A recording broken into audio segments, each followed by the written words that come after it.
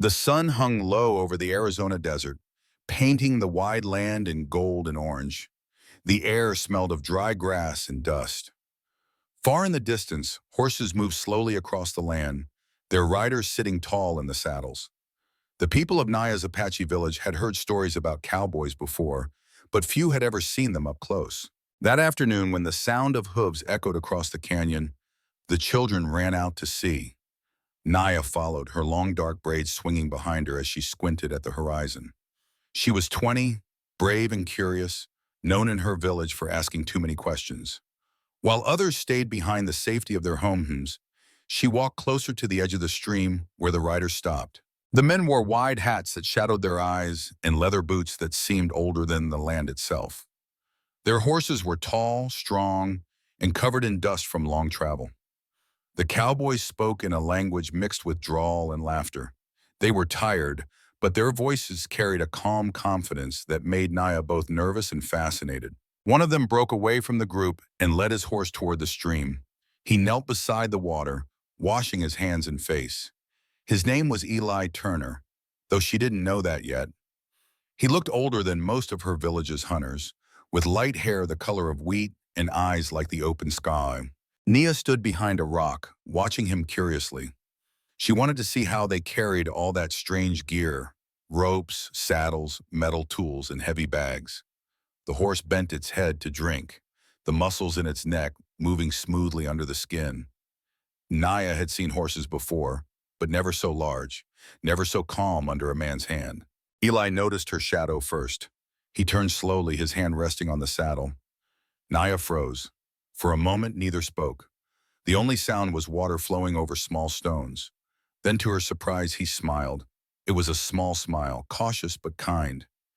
He spoke softly. "Howdy there." She didn't understand every word, but she caught the tone. He meant no harm. She nodded slightly, trying to show she wasn't afraid. Need. Her eyes moved to the saddle on his horse. It looked enormous, made of brown leather, heavy enough to crush a small tree. She pointed at it, then made a lifting motion with her hands, her face showing disbelief. Eli laughed quietly, realizing what she meant. He reached for the saddle strap, loosened it, and lifted the saddle off the horse. It landed on the ground with a deep thud, kicking up dust. Naya's eyes went wide. She stepped forward, knelt beside it, and ran her hand over the rough leather.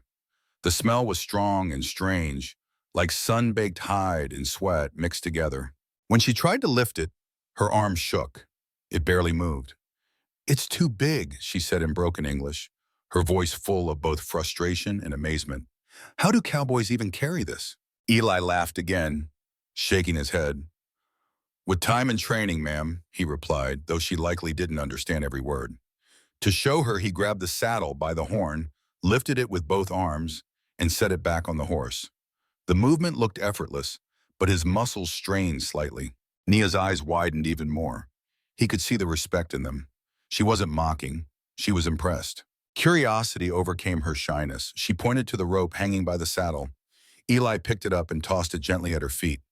"That there's a lasso," he explained slowly, choosing his words with care. "We use it to catch things. Cattle, sometimes horses."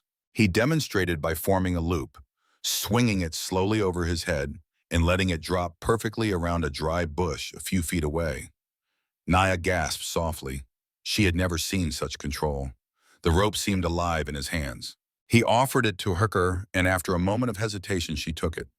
The texture was rough against her palms. She tried to copy his motion, but ended up tangling it around her arm. Eli grinned, stepping closer to help her untangle it. She laughed, embarrassed, but also amused. It was the first time an Apache woman had ever tried to throw a cowboy's lasso in that valley. The other cowboys had noticed by now. Some leaned on their saddles, smiling at the scene. They whispered jokes among themselves, but none were cruel. Eli's calm manner seemed to hold their respect. When Naya managed to make the loop spin just once, the small crowd clapped and cheered lightly. She blushed but couldn't help smiling. For that brief moment, the line between strangers and friends blurred under the warm light of sunset.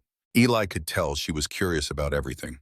He pointed at different items on the saddle: canteen, bedroll, rifle holder, explaining what each one did using simple words and hand gestures.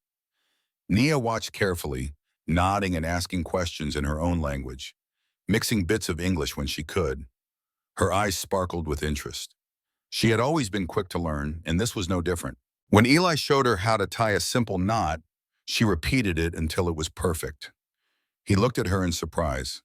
"You learn fast," he said. She didn't understand the words, but felt the kindness in his tone. When the sun dipped lower, the other cowboys began setting up camp nearby.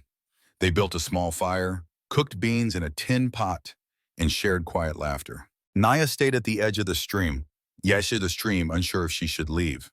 Eli noticed her hesitation and motioned toward the fire, offering her food with a gesture. She shook her head politely. Instead, she pointed toward the sky, where the first stars began to appear, and then toward her village in the distance. It was her way of saying she had to go. He nodded in understanding. Before leaving, she turned back once, smiled faintly, and said again, "Too big." He laughed softly. "Maybe one day you'll carry it better than me," he replied. She didn't know what he said, but his tone carried warmth that made her heart lighter.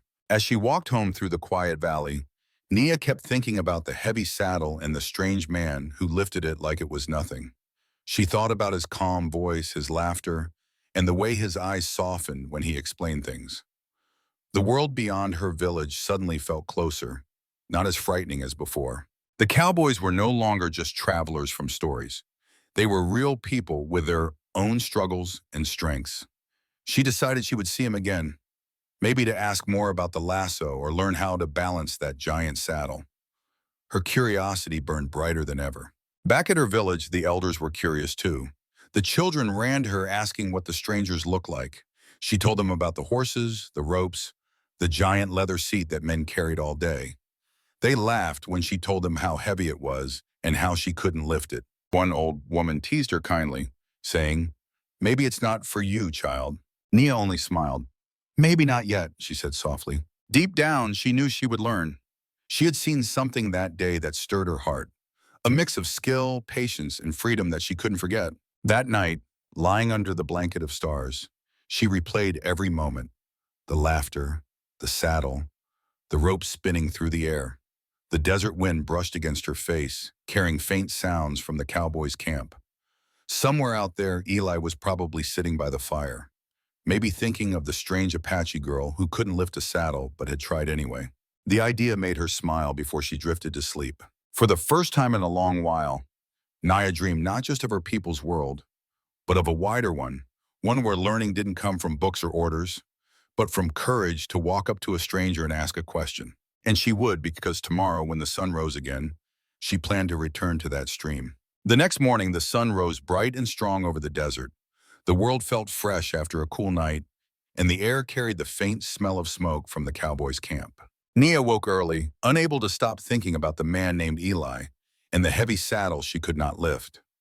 She told herself she would only watch from far away this time, but deep inside she wanted to learn more. Something about that moment by the stream had stayed in her heart. She braided her hair quickly, wrapped a light blanket around her shoulders, and walked toward the same stream as before. Her footsteps were quiet on the sand. When she reached the place, she saw the cowboys already awake. They were packing their bags, fixing saddles, and feeding the horses. Their laughter echoed softly across the plain. Eli stood near his horse, cleaning the metal bits and tightening the leather straps. He noticed her before she spoke. A small smile appeared on his face, one that seemed to say he had been expecting her. He lifted his hand in greeting. "Morning," he said warmly. She smiled back shyly and nodded. The word morning was familiar. She repeated it softly, almost like a whisper. Eli pointed to a flat rock near the stream and gestured for her to sit. Naya hesitated, then walked closer. The other cowboys looked at her curiously but didn't say much. They had seen how fearless she was yesterday. Eli pulled the saddle off his horse again and placed it on the ground in front of her. He patted it lightly. "You want to try again?" he asked slowly. She didn't understand every word. Every word, but she understood his eyes and the gesture. She nodded with a grin that reached her eyes. She crouched beside the saddle and tried lifting it again. Her arms shook, and she could barely move it an inch. Eli laughed quietly, but not in a mocking way. "Use your legs, not just your arms," he said, demonstrating by bending his knees slightly and lifting with steady strength. She copied him, her lips pressed in focus. The saddle moved just a little, but it moved. She gasped in delight. Eli clapped his hands together once, nodding in approval. For the next hour, they worked together like teacher and student. He showed her how to place the saddle properly on the horse's back, how to tighten the strap beneath the belly, and how to balance the weight evenly. She listened carefully, watching every move, her eyes bright with curiosity. She tried again and again, her movements growing smoother each time. When she finally managed to place the saddle by herself, Eli raised his hand proudly, and the other cowboys gave a small cheer. Naya smiled wide, proud but humble. She wiped the sweat from her forehead and looked at Eli as if to say thank you. He pointed to the rope next, the same one that had tangled around her arms yesterday. "Remember this?" he said, his tone playful. She laughed softly. He demonstrated the motion again, forming a loop, spinning it slowly, and letting it drop perfectly around a wooden post. The rope moved like an obedient snake, smooth and silent. She took the rope in her hands, feeling the rough fibers. Her first try went wild, spinning in the wrong direction and landing in the dust. Eli laughed, shaking his head. "Try again," he said gently. She did, again and again. Each time she got a little better. Her determination was strong. She refused to give up. Her eyes followed every swing, every motion of his hands. When she finally managed to catch the post, even loosely, she threw her hands up with excitement. Eli clapped and said, "That's it. You got it." The other cowboys began to gather around. Some brought coffee and bread, watching with interest as the young Apache woman learned cowboy skills. One of them whispered something to Eli, who just smiled and shrugged as if to say, "She's got spirit." Nia didn't know what they said, but she could sense the good humor. She pointed at Eli's horse, curious. He nodded, letting her approach. The horse's large eyes followed her gently. She placed her hand on its neck, feeling the warmth beneath the smooth hair. "Name?" she asked softly. Eli understood the question. "Dusty," he said, patting the horse's side. She repeated it, the words sounding new on her tongue. "Dusty," she said again with a proud smile. The horse flicked its ears, and she giggled quietly. Eli then showed her how to mount properly. He placed one foot in the stirrup and swung his leg over the saddle with easy grace. The horse stood still, calm and obedient. Nia watched closely, every small movement memorized. When he offered her the reins, she shook her head nervously. "No," she said quickly, laughing. He encouraged her gently, holding the reins and walking beside the horse as she tried to climb up. It took a few tries, but soon she sat atop the saddle, holding the horn tightly. Her heart raced. The world looked different from up there, higher, wider, and more open than she had ever seen. Eli smiled up at her. "You see, not so bad." She didn't understand his words, but caught his meaning. She nodded, her face glowing with wonder. He led the horse slowly in a circle while she balanced carefully. The cowboys clapped again, and she laughed, her fear melting into joy. When the lesson ended, Nia climbed down, still smiling. She handed the rope back to Eli, but he pushed it toward her. "Keep it," he said softly. She frowned in confusion. He pointed to the rope, then to her, then tapped his heart. "For you," he explained.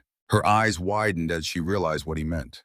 She held the rope gently, nodding in gratitude.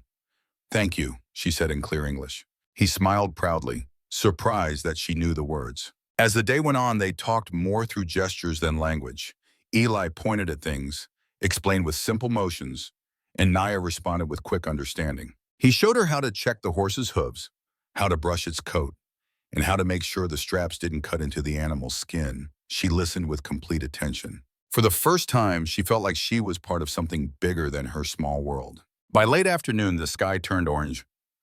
Orange again. Eli packed his gear, and the other cowboys began preparing to move farther west. Nia felt a sudden sadness in her heart. She'd enjoyed the lessons, the laughter, and the quiet kindness of the strange man. She didn't want the moment to end. When Eli noticed her silence, he smiled softly and reached into his saddlebag.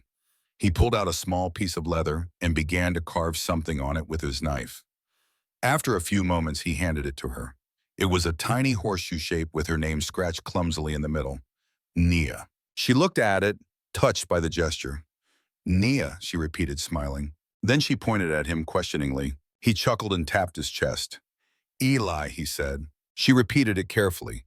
"Eli." Both laughed softly. When it was time for him to ride away, She stepped back, holding the small leather piece close to her heart. Eli looked back once before he disappeared over the hill. The wind carried the faint echo of his horse's hooves long after he was gone. That evening, Nia returned to her village with a new sense of purpose. The children ran to her again, and she showed them the rope Eli had given her. They touched it with awe as she told them how the cowboy had taught her to spin it and saddle a horse. The older women listened with smiles, some shaking their heads at her boldness, others quietly proud. Before going to sleep that night, Nia hung the rope beside her bed. The stars outside seemed brighter, the desert more alive. She whispered the cowboy's name softly, Eli, as if testing how it sounded in the air. It was strange but pleasant. In her dreams, she saw the wide plains again, the horse moving under her, and the laughter of the man who had shown her something new. It wasn't just about saddles or ropes anymore. It was about learning, courage, and the strange bridge forming between two very different worlds. And when morning came again, she already knew she would return to that stream. A few days passed quietly after Eli and the cowboys left. The desert had returned to its calm rhythm. The sound of wind through dry grass, the smell of sage, and the distant cries of hawks circling above. But for Nia, the silence felt different now. Every morning she would walk to the stream and look toward the horizon, hoping to see the riders again. She missed their laughter, the way the horses kicked up dust. And most of all, she missed Eli's calm voice teaching her how to use the rope. One evening, as the sun was setting behind the red cliffs, Nia sat outside her hut, weaving small beads into a leather strap. She was making a charm for the rope Eli had given her, something to remind her of what she had learned. The air was still and heavy, the kind that comes before a storm. Dark clouds began to gather far to the west, and the wind picked up, whistling through the dry trees. The elders stepped out of their homes, watching the sky carefully. By nightfall, the wind grew fierce. The first drops of rain fell hard and fast, hitting the roofs made of dried grass and clay. Thunder rolled across the valley. Nia hurried inside, closing the wooden flap that covered the door. Lightning flashed, lighting up the mountains for a second before disappearing. Her heart beat fast. Storms in the desert were rare but powerful. She could feel the ground tremble slightly with each crack of thunder. Hours passed before she finally fell asleep. The next morning, she woke to silence. The storm had passed, leaving the land wet and shining under the morning sun, but something felt off. She stepped outside and saw broken branches scattered everywhere. A few huts had their roofs damaged, and one of the elders' fences had been torn apart by the wind. The village was safe, but the damage would take days to fix. As the villagers began cleaning up, a distant sound reached their ears, the thunder of hooves. It wasn't the storm returning, it was horses, wild ones. Nia looked toward the open plains and saw a large herd racing toward the valley. Their manes flying, eyes wide with fear. The storm must have broken their enclosure somewhere near the Cowboys' camp, and now they were running wild. If they reached the village, they could destroy everything in their path. The elders shouted for everyone to move back. Children were carried inside huts. The men grabbed long sticks and tried to block the main path, but the herd was too large. Dust rose in the distance as the sound grew louder. Nia's heart pounded. Then she saw a familiar figure on horseback. Eli. He and two other cowboys were chasing the herd, trying to turn them away. They yelled and waved their hats, but the horses were too frightened to slow down. Without thinking, Nia ran to her hut and grabbed the rope Eli had given her. She remembered every lesson he had taught her, how to form the loop, how to stay calm, and how to hold firm even when afraid. She ran toward the stream where the path narrowed between two rocky slopes. If she could help there, maybe they could turn the herd before it reached the village. The wind whipped against her face as she ran. Her breath came in short gasps, but she didn't stop. When she reached the stream, the sound of hooves was deafening. The ground shook beneath her feet. Eli spotted her and shouted something she couldn't hear over the noise. She only saw the shock on his face. He hadn't expected her to be there. She tied one end of the rope to a thick branch and formed a loop with the other. Her hands trembled, but her eyes stayed focused. The first horse appeared, wild and strong, its eyes wide with panic. She waited for the right moment and threw the rope forward. It missed, falling uselessly into the mud. She pulled it back, her heart racing faster. The second time she took a deep breath, steadied her arms the way Eli had shown her, and swung the rope again. This time the loop caught. The horse neighed loudly, pulling hard, but the rope held. Naya dug her feet into the ground, holding on with all her strength. The branch bent but didn't break. Eli rode up beside her, shouting instructions, helping her guide the horse to the side. Slowly the herd began to turn, following the lead of the first few that had changed direction. Dust filled the air, but through it, Naya could see Eli's proud smile. When the last of the horses finally passed, the air went still again. Naya collapsed to her knees, breathing hard. Eli jumped off his horse and ran to her side. "You okay?" he asked, kneeling down. She nodded weakly, still catching her breath. Mud covered her hands and face, but her eyes shone with pride. She looked up at him and smiled faintly. "I remember," she said, pointing at the rope. Eli laughed softly, shaking his head in disbelief. "You sure do," he said, though he knew she might not understand all his words. Still, she understood the warmth in his tone. He helped her stand, and together they looked toward the horizon where the herd was now safely moving away. The danger had passed. When they returned to the village, people came out of their homes cheering. They had seen what happened from afar. The elders walked up to Naya, their faces a mix of shock and admiration. One of them spoke in their language, saying that she had done something no one else had ever dared. She had faced fear with courage and calm. Eli stood a little to the side, letting the moment belong to her. He wiped the sweat from his brow, watching the way everyone looked at Nia with respect and pride. He had known from the start she had something special in her spirit. She was strong, not just in body, but in heart. When things quieted down, Eli walked to her again. He pointed to the rope and smiled. "You saved them," he said softly. She didn't understand every word, but she knew what he meant. She nodded and looked toward the hills where the horses had disappeared. The wind blew gently across the valley, lifting strands of her hair. For a moment, the world felt peaceful again. The Cowboys helped fix the damaged roofs and fences. They worked side by side with the villagers, sharing tools and food. The tension that once existed between them seemed to fade that day. Everyone had seen how cooperation could protect them all. Later that evening, as the sun began to set, Naya sat near the stream once more. The light reflected off the water, painting it in gold. Eli came and sat beside her, quiet for a while. He picked up a small stone and tossed it into the stream, watching the ripples spread. "You were brave," he said at last. She tilted her head, trying to understand. He pointed to her heart and said again slowly, "Brave." She smiled softly, repeating the word brave. Then she pointed at him. "Teacher," she said. He chuckled and nodded. "Maybe both," he replied. For a long time they sat there in silence, listening to the gentle sound of water and the distant call of a coyote. The storm had brought chaos, but it had also brought something else: trust. In that quiet moment, Nia realized she had learned more than how to saddle a horse or throw a rope. She had learned what it meant to stand tall, even when afraid, to face the unknown with faith instead of fear. When the stars began to appear, Eli stood and prepared to leave for the night. Naya watched him go, her heart filled with gratitude. She whispered a silent promise to herself, to keep learning, to keep growing, and to carry forward the courage she had found. That night, the village celebrated with small fires and laughter. The children danced, the elders sang, and Naya sat quietly, her rope coiled beside her. When she looked at the sky, she thought she saw a star flicker brighter for a moment, as if smiling down at her. Somewhere beyond the hills, Eli's campfire glowed faintly in the dark. Both of them under the same sky carried the memory of the day, a memory of courage, respect, and the bond between two different worlds that had begun with a single question and a heavy saddle. The days that followed were quiet again, but not the same kind of quiet as before. Now, when the sun rose over the hills, the air carried a feeling of friendship and trust. The storm had passed, and with it a change had come to the valley. The Cowboys still camped nearby, helping the villagers fix fences and rebuild what the storm had broken. The Apache people, who once kept a careful distance from strangers, now watched them with softer eyes. Nia woke each morning with a sense of purpose. She had become something of a small hero in her village. The children followed her, asking her to tell the story of how she helped turn the herd. Each time she told it, she laughed at how afraid she had been and how the rope nearly slipped from her hands.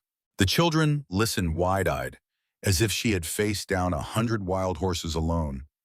The elders smiled quietly when they heard her speak, proud but also amazed. Eli often came to the village during the day. At first, the people were cautious, but his gentle manner soon earned their respect. He never raised his voice or acted proud. He worked side by side with the Apache men, repairing fences, fixing roofs, and helping carry heavy wood. When he smiled, the old women nodded approvingly. That one elder said softly, has the heart of a helper. One afternoon, Naya saw Eli teaching some young boys how to tie knots using thin pieces of rope.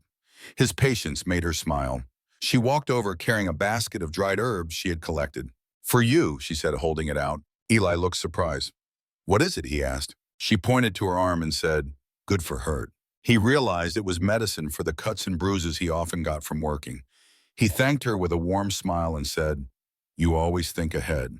Nia didn't understand all his words, but she caught enough to make her cheeks warm. You teach, she said. Acha said, pointing at the children. Good. Eli chuckled. They learn fast, he said, just like someone else I know. Nia rolled her eyes playfully, pretending not to understand, but she smiled anyway. Over the next few weeks, both sides began to share more with each other. The Cowboys showed the villagers how to fix leather gear and build stronger fences. In return, the Apache elders taught them about local plants, where to find water in the desert, and which herbs could heal wounds. The two groups, once separated by mistrust, started to laugh together around campfires.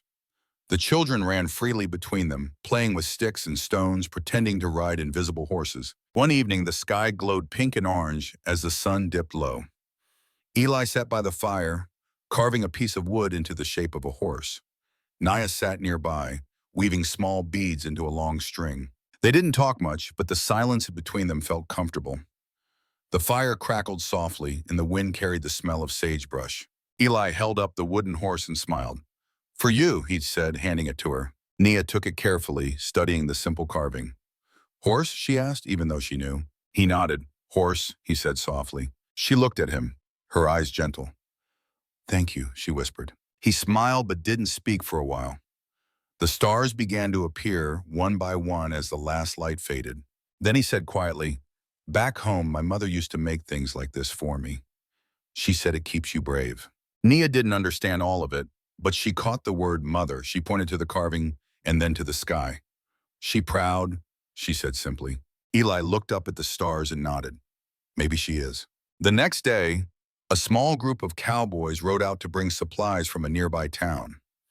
Eli stayed behind to finish helping the village. He spent the morning repairing a water trough with Nia. The sun was strong and sweat ran down their faces, but they laughed through the work. When they finally finished, Nia poured cool water into the trough and splashed some toward him playfully. Eli pretended to be shocked and splashed a little back. The children watching nearby burst into laughter. After the laughter faded, Eli sat down under a tree looking thoughtful. Naya joined him, resting her hands in her lap. Tomorrow, he said slowly, pointing west. We go. She looked confused. Go, she asked. He nodded, his eyes sad.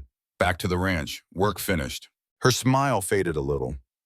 She looked down at her hands, quiet for a moment. Long way, she asked softly. Far, he said, many days. The silence stretched between them. The wind rustled the dry grass and a hawk cried somewhere in the distance. Nia finally spoke again, her voice low. You come back? She asked. Eli smiled faintly, his eyes kind but uncertain. Maybe, he said. I hope. She nodded slowly. I wait, she said simply. He looked at her for a long time, as if trying to remember every detail of her face. That evening, the villagers gathered for one last meal with the Cowboys before their departure. They roasted corn, shared dried meat, and told stories by the fire. The Apache drummers played soft rhythms while the Cowboys clapped along awkwardly, laughing at their own lack of rhythm. Eli sat beside Nia, and together they listened to the songs. The elders spoke words of gratitude for the help the Cowboys had given, and one old man raised his hand toward Eli, blessing him in their language. Eli didn't understand the words, but he bowed his head respectfully. When the fire burned low, Eli stood and walked a little away from the crowd. Naya followed, carrying the small wooden horse he had carved. You forget this, she said, holding it out. He smiled and shook his head. It's yours. She looked down at it, then reached into her pouch and pulled out something small. It was the charm she had made during the storm, a leather string with colored beads. She tied it around the wooden horse's neck. Now brave, she said, looking up at him with a smile. Eli took the carving in his hands, his voice soft. Now brave, he repeated. For a long moment they stood there under the wide desert sky, the firelight flickering on their faces. Then Naya said quietly, "You good man." He looked at her with warmth in his eyes. "And you," he said, touching his chest. "Strong heart." The night grew cooler and the stars shone brighter. When they returned to the fire, the children had fallen asleep near their mothers, and the cowboys were packing their gear. Before dawn, the horses were ready. The sound of hooves echoed softly as the men prepared to leave. Nia stood near the edge of the stream, watching. Eli mounted his horse and rode toward her. He stopped a few feet away and reached into his saddlebag. From it, he pulled out his old lasso, the same one he had used to teach her. He held it out. "For you," he said. "You carry it better than I do." She shook her head at first, surprised, but he placed it gently in her hands. She looked at it as if holding something sacred. "I learn more," she said, smiling. "You teach again?" He laughed softly. "Someday." The first light of morning touched the land as the cowboys rode away. Naya stood still, the rope coiled at her side, the wind lifting her braid.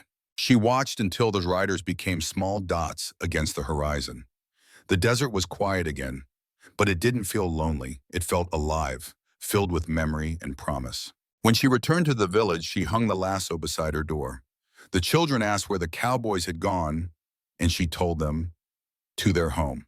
But in her heart, she knew their friendship hadn't ended. It had simply changed form. As night fell again, Naya looked at the stars and whispered softly to the wind, "Come back." Somewhere far away, Eli looked at the same stars and smiled, hearing her words in his heart, even across the miles. Weeks turned into months after Eli and the cowboys rode away.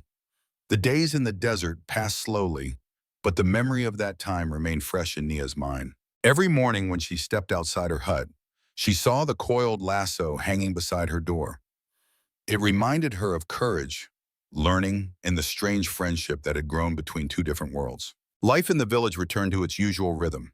The men hunted, the women wove baskets and cared for the children, and the elders told stories at night under the stars. But for Nia, everything felt slightly changed. She had seen beyond her valley. She had touched another way of life, one filled with open plains, saddles, ropes, and horses that galloped freely across the horizon. She often dreamed of that world, and of the man who had shown her kindness without asking for anything in return. Sometimes when she walked by the stream where she first met Eli, she could almost hear his laughter echoing through the wind. The place felt alive with memories. She would sit on the same rock where she had once tried to lift the heavy saddle and smile at how clumsy she had been back then. Those days had taught her not only about strength, but about patience and respect, things that went deeper than muscle or skill. As time went on, Naya began teaching the children some of the things she had learned. She showed them how to tie simple knots, how to calm a frightened horse, and how to speak gently even when afraid. The children loved her stories about the cowboys. To them, Eli became a hero of sorts, the kind stranger who had taught their sister of the valley how to carry what once seemed too big. One day, while Naya was gathering herbs near the hills, she saw a group of riders in the distance. Her heart skipped a beat. She shaded her eyes with her hand, trying to see clearly. The sunlight shimmered off the horizon, and for a moment she thought it might be him. The riders moved closer, their shapes becoming clearer. But as they neared, she realized they were traders, not cowboys. Still, a small part of her had hoped it would be Eli. She smiled faintly at her own thought and went back to her work. Back in the village, she used her new knowledge to help improve life. The fences she had helped build with Eli's design stayed strong even during storms. The elders often said that the young woman had brought wisdom from the outside world to their people. Nia never bragged. She only smiled and said, "I learned from a friend." One afternoon, as she was preparing herbs for a sick child, a shadow passed over the ground outside her hut. She looked up and froze. A man on horseback was riding slowly toward the village. The horse was dusty, and the man's hat hung low over his face. Her heart began to race. When he lifted his head, the sunlight caught his blue eyes. For a moment, she couldn't move. It was Eli. He dismounted near the stream, just like he had the first time. The years hadn't changed him much, though there was a new calmness in his face, a deeper understanding in his eyes. When Naya walked toward him, neither spoke at first. The sound of the stream filled the silence between them. Then she said softly, "You come back." Eli smiled, removing his hat. I promised, didn't I? He said. She nodded, her eyes bright. Long time, she said, her words slow but steady. He laughed quietly. Too long, he agreed. The village soon noticed the familiar stranger. The children ran up, curious and excited. The elders came forward, greeting him warmly. Eli brought gifts this time, simple things like tools, fabric, and salt. But for Nia, the real gift was his return. When the work was done for the day, they sat by the fire, talking through gestures and the few words they shared. He told her slowly and carefully that he had found work on a nearby ranch and wanted to stay close to the valley for a while. I thought maybe, he said, looking at her, I could help again. She smiled and said simply, you always help. The next few weeks felt like a dream. Together they repaired old fences, trained young horses, and helped the children learn how to ride safely. Eli learned a few words in Nia's language, and she learned more English from him. Their laughter often echoed through the valley as they tried to teach each other new words, sometimes failing, but always smiling. One evening, as they watched the sunset from the same stream where they had first met, Nia handed Eli a small pouch made of soft leather. For you, she said. He opened it and found tiny stones inside painted with symbols. What does it mean, he asked. She pointed to each symbol carefully. Strength, heart, understanding, she said. Then she pointed to both of them and smiled. Together. Eli didn't speak for a moment. His throat felt tight. Finally, he said softly, I'll keep it always. He placed the pouch around his neck and tucked it under his shirt like something precious. Seasons passed and Eli's visits to the village became more frequent. He helped with harvests, shared stories about ranch life, and even taught some of the young men how to ride faster and care for their horses. Nia's people came to trust him fully. To them, he was no longer an outsider, but a friend, someone who understood their ways and respected their land. One night, a big fire was lit in the center of the village to celebrate a good harvest. There was singing, dancing, and laughter. Nia sat beside Eli, both of them watching the flames rise toward the stars. The sound of drums filled the air, deep and strong like the heartbeat of the desert itself. Eli looked at her and said quietly, You were right about this place. It feels like home. She turned to him, smiling softly. Home, she repeated, liking the sound of the word. He nodded. Home, he said again, pointing at the village, then at the sky, then at his heart. She understood without needing a translation. When the celebration ended and the fire burned low, they walked to the stream. The night was quiet, the air cool and calm. The moonlight reflected off the water, silver and soft. Eli reached into his pocket and took out something small, the leather pouch Nia had given him.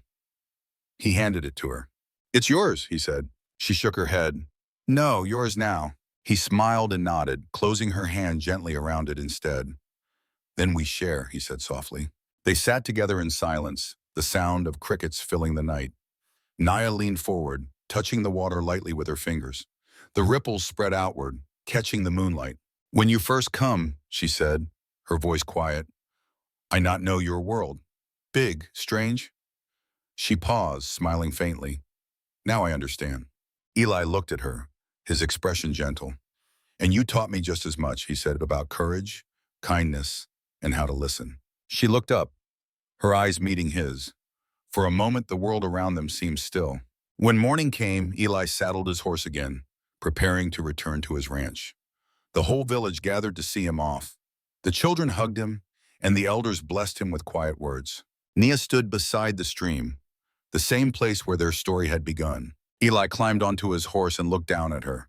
I'll come back again, he said. She nodded, her voice soft but steady. I know. He smiled, then turned his horse toward the open plains. The sun rose behind him, casting long shadows over the valley. Nia watched until he disappeared beyond the hills, then turned back toward her home. Her heart was calm. She didn't feel sadness this time, only peace. Years later, people still told the story of the Apache woman who learned from a cowboy. They spoke of how she turned fear into strength and how friendship bridged two worlds that had once been apart. In her old age, Nia still kept the lasso and the wooden horse on a small shelf near her bed. When the younger ones asked about them, she would smile and say, Those are from when the world felt bigger than I could carry. But a friend taught me it's not the weight that matters, it's the heart that carries it. And when she looked up at the stars at night, she sometimes whispered the same words she had said long ago. It's too big. How do cowboys even carry this? And then smiling to herself, she would answer softly, Now I know. Sometimes the heaviest thing we ever try to carry isn't a saddle, a rope, or even our own fear. It's the invisible wall between us and them. Little Naya stood at that stream with nothing but curiosity and a heart brave enough to ask, "It's too long and hard. How can you carry this?" And in that simple, honest question, something magical began. A cowboy who could have just ridden past chose instead to stop, to teach, to laugh, and to see a young Apache girl not as other, but as a person worthy of patience and respect. Day after day, lesson after lesson, they lifted more than leather and rope. They lifted prejudice, loneliness, and the idea that different worlds can never understand each other. When the storm came and the wild horses thundered toward the village, Nia didn't hesitate. She took everything Eli had taught her and turned it into courage that saved her people. And Eli? He discovered that true strength isn't in how heavy a saddle you can carry alone. It's in teaching someone else to carry it with you. This story reminds us, never underestimate the power of one open hand, one patient explanation, one moment of genuine curiosity. Those small acts of connection can turn strangers into lifelong friends and fear into unbreakable trust. So tell me in the comments, when was the last time curiosity led you to someone completely different from you and changed your heart forever? Drop your story below. I read every single one. If this touched you, hit subscribe and the bell. Every week we share real cowboy tales that prove the wildest, most beautiful thing out here is still the human heart reaching across the divide. See you in the next one, partner.